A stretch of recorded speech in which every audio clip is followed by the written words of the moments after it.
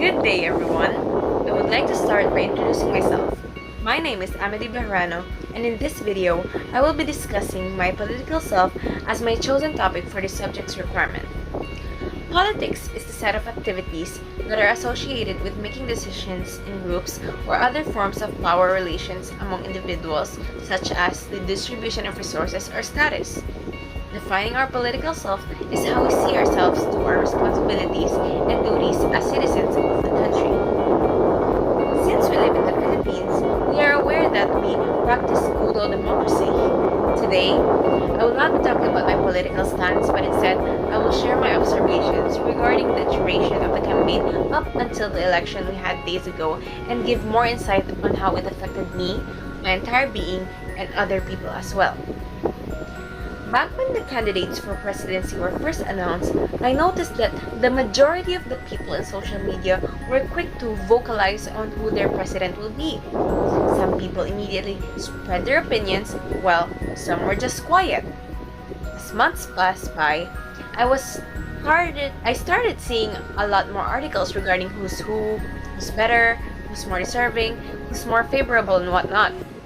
Time went by, a lot of arguments resurfaced, and those who are vocal tend to speak more on what they think is right, while others also try to defend on what they stand for.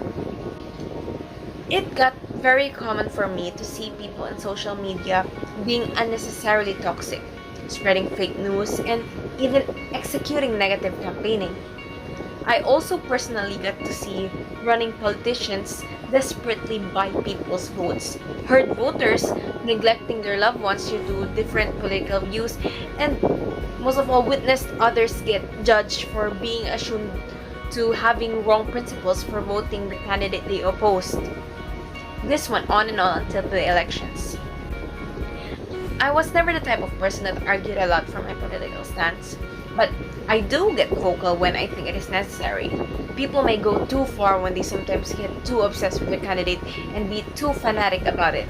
There are times where I wanted to be already fixated with my candidate that I think is most capable, but I still prefer to be more open about it.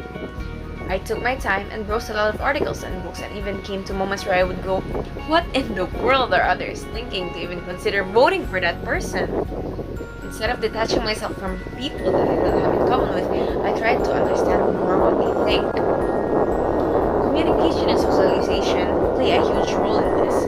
With the variety of discussions that I got from my friends and family, I got to see how they perceive a certain candidate that was mostly based on what information and facts they gathered.